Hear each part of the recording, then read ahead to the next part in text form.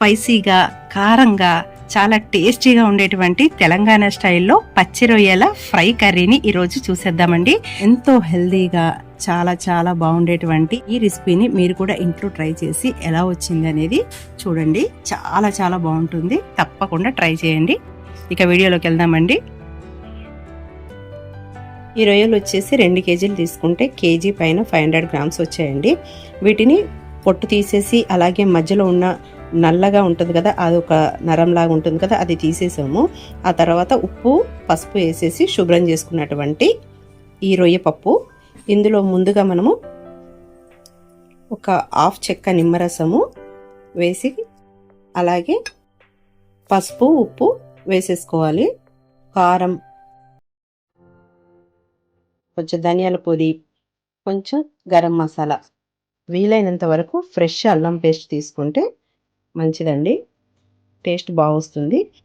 కొంచెం ఆయిల్, ఇవన్నీ కూడా కొంచెం కొంచెమే వేసుకోవాలండి. మనం వండుకునేటప్పుడు కూడా వేయాల్సి ఉంటుంది. ఇలా ఎందుకంటే ముక్కకు బాగా పడుతుంది అనమాట. ఇలా మొత్తం ఈవెన్గా మనం కలిపేసేసి ఫ్రిడ్జ్లో పెట్టేసుకుంటే ముక్కకు బాగా పట్టి మ్యారినేట్ అవుతుంది. ఆ తర్వాత టేస్ట్ కూడా చాలా బాగుంటుంది అనమాట. మళ్ళీ వండేటప్పుడు కూడా వేసేయాలి, గుర్తుపెట్టుకోండి.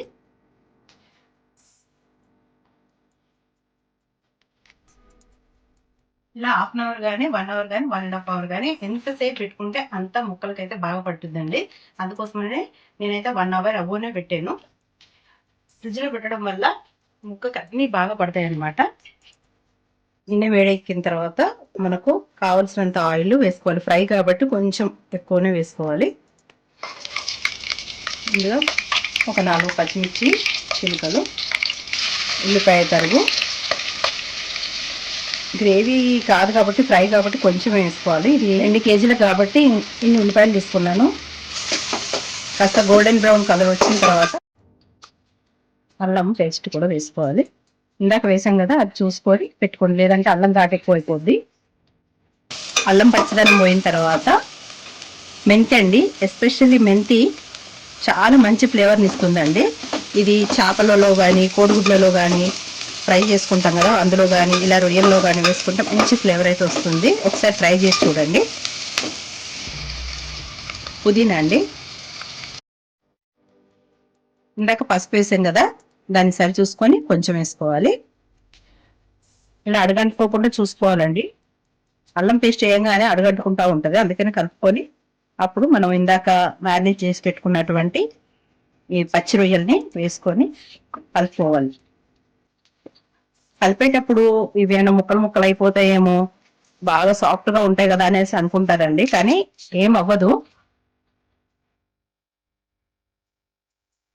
కాసేపు మూత పెట్టేసి ఉంచేద్దాం. ఇలా మధ్య మధ్యలో మనం కలుపుతూ ఉండాలండి, మూత తీస్తూ. ఎందుకంటే ఇందులో ఉన్న వాటర్ అంతా ఇంకిపోవాలి, అప్పుడే కదా మనకు ఫ్రై అయ్యేది. ఈ వాటర్ తోటే మనకి ఆల్మోస్ట్ ఉడికిపోతుందండి. అందుకోసమే వాటర్ అయితే ఏం యాడ్ చేయవద్దు, ఫ్రై కాబట్టి. వీటి నుంచి వచ్చినటువంటి వాటర్ ఇవి కేవలం. ఇలా 2-3 సార్లు అయిన తర్వాత చూద్దాం. ఇలా మనకు 60 to 70% ఉడికిపోయిందండి.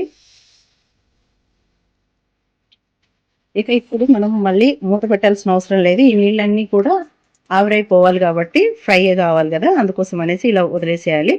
కొంతమంది అయితే డైరెక్ట్ ఈ పచ్చి రొయ్యల్ని ఉల్లిపాయలు అవన్నీ వేసిన తర్వాత ఇందులో వేసిన తర్వాతనే ఉప్పు కారం అన్నీ వేసుకుంటారు. సో అలా చేసినా బాగానే ఉంటుంది. బట్ ఏంటంటే ముక్కకు అన్ని మసాలాలు కానీ ఉప్పు కారం కానీ పట్టే ఛాన్సెస్ తక్కువగా ఉంటాయి. అందుకోసం అనేసి మనం వీలైనంత వరకు ఇలా ముందు కలిపి పెట్టుకుంటే బాగుంటుంది. ఇది ఒక టిప్పే అనుకోవాలి. ఇక ఇలా పెట్టేసి మనం ఈ ఆవిరైపోయే వరకు కలుపుతూ ఉండాలి, అడుగంటకుండా.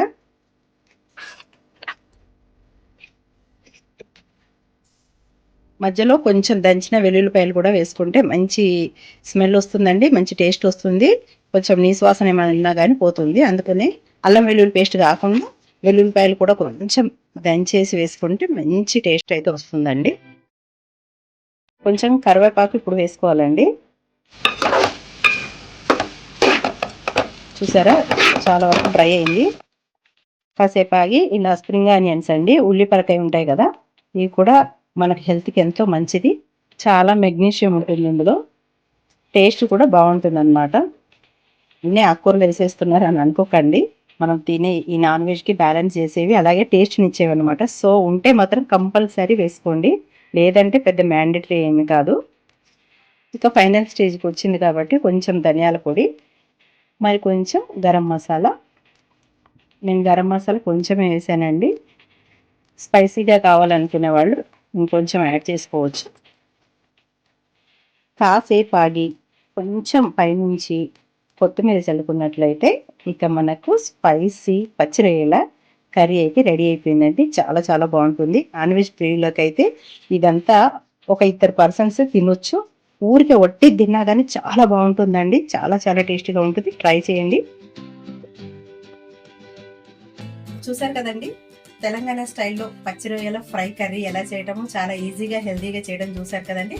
మీరు కూడా ఇంట్లో ట్రై చేసి తప్పకుండా మీ అమూల్యమైనటువంటి ఫీడ్బ్యాక్ని కమెంట్ సెక్షన్ కమెంట్ చేయండి. అలాగే కొత్త వాళ్ళు అయితే సబ్స్క్రైబ్ చేయండి. ఇది చపాతీతో తిన్నా బాగుంటుంది, అలాగే రైస్తో కూడా తింటే కూడా చాలా బాగుంటుంది. అంతెందుకండి, జస్ట్ ఇలా కూడా తినేయచ్చండి, అంత బాగుంటుంది. నోట్లోకి నీళ్ళు వచ్చేస్తున్నాయి, అంత టేస్టీగా స్మెల్ అయితే అంత టెంప్టింగ్గా ఉంది. మీరు కూడా ట్రై చేయండి. అలాగే వీడియోకి ఒక లైక్ ఇవ్వండి, షేర్ చేయండి, సబ్స్క్రైబ్ చేయండి. మరో మంచి టేస్టీ వంటకాలతో మళ్ళీ మీ ముందు ఉంటుంది మీ హైదరాబాద్ సామిక్షర. అంతవరకు అందరూ బాగుండాలి, అందులో మనం ఉండాలి. సర్వజన సుఖినో భవంతు. స్వస్తి.